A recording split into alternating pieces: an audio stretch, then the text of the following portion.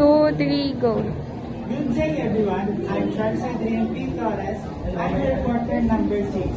And today we're going to get the partial sum of the geometric series that are given to us.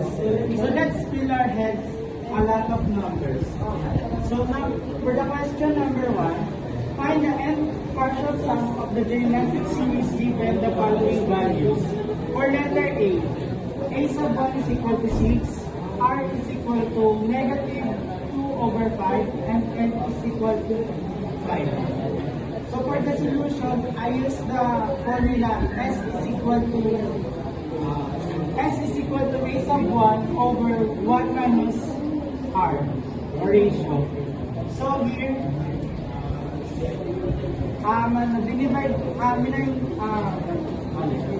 sinod ko muna itong dalawang itong nasa baba na to para makuha ko yung denominator. Tapos, yun yung ginamit ko ang divide. So, 1 minus negative 2/5, since negative yung operation na gagamitin, tapos negative din yung i-ano natin.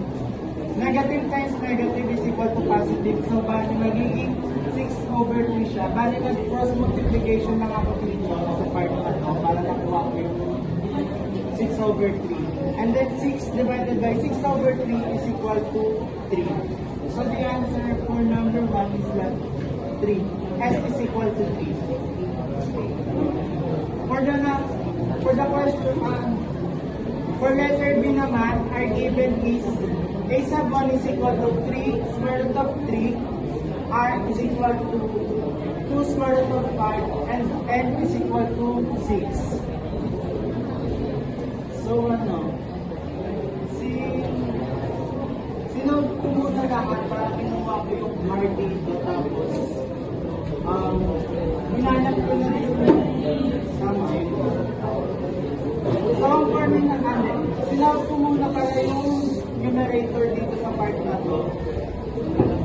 Ito yung ginawa ko, yung 2 square root of 5, niraise ko siya sa 2 para niraise siya sa 3 para makuha yung 4 times 5 is equal to 20. Tapos yung 20, niraise natin siya sa 3 para makuha yung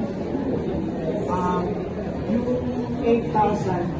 So bali kasi 2 square root of 5 raised to 6 is equal to 8,000. So, yun na yung sagot ko. Then, yung ginamit ko ng formula dito is S sub n is equal to A sub 1 minus to the quantity of 1 minus R raised to n and over 1 minus R. So, for here, binawas-bawas ko lang ng mga ano pa ba? So for this part, minus lang natin muna yung 1 sa 8,000. So 1 minus 8,000 is equal to negative 7,999. So para ma-solve natin yung denominator, kailangan natin siya i-rationalize. So bale, ang ginawa ko po dito is 1 minus quantity of 1 minus 2 square root of 5 and quantity of 1 plus 2 square root of 5. So, bali po ang nangyari ko dito, yung 2 square root of 5 po ng magkabilang panig, minultiply ko po siya para ma-raise ko yung ano nasa 2. Tapos, ganun din po sa 1. Since pareho naman silang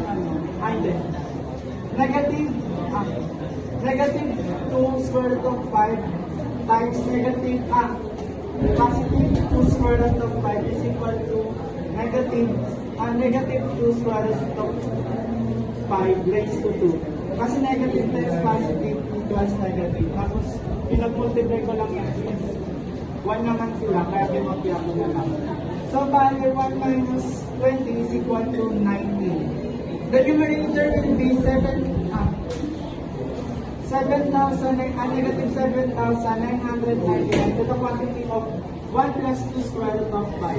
So, our S sub 6 is 3 square root of 3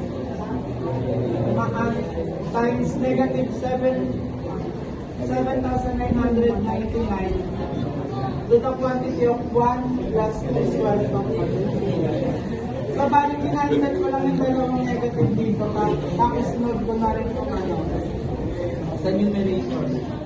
Bali, yung constant kung nasa radical po, minultiply ko lang po siya dito sa 7,999. Kaya po nakuha yung 23,997 to the square root of 3. Tapos, to the quantity of 1 plus 2 raised to 5. Tapos, yung 19, yung nakuha po natin kanina, nung nag-rationalize tayo ng denominator. So, ito yung pinalabasan niya. Tapos, kinansel lang natin din na yung negative side.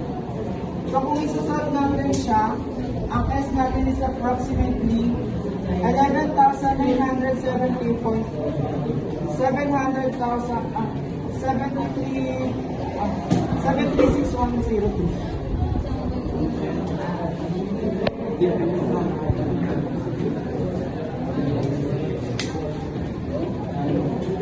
Question number 2. Solve for the nth partial sum of the following geometric series.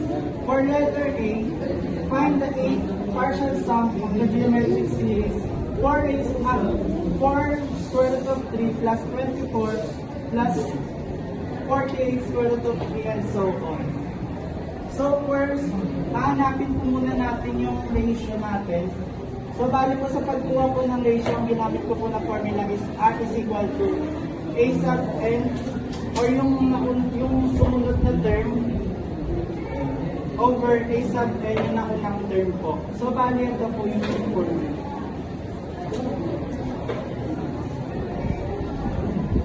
So for R is equal to 24 over 4